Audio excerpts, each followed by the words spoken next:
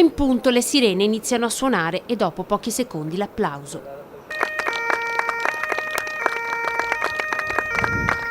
Un grazie corale aperto spontaneo, nato dall'iniziativa della Polizia Locale di Treviso. Le volanti si sono radunate tutte oggi all'ora di pranzo insieme ai colleghi della Polizia di Stato, Protezione Civile, davanti all'ospedale, con loro anche il sindaco Mario Conte, per far arrivare dal calore attraverso quelle finestre che separano ormai da settimane chi lavora in trincea, medici e malati, e chi è operativo sul territorio per garantire che la popolazione stia rispettando il decreto anticontagio.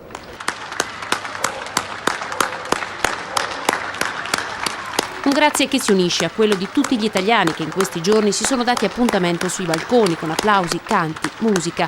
Riuniti in un'unica grande catena di messaggi virtuali, si sono incontrati per far sentire la loro vicinanza a medici e infermieri.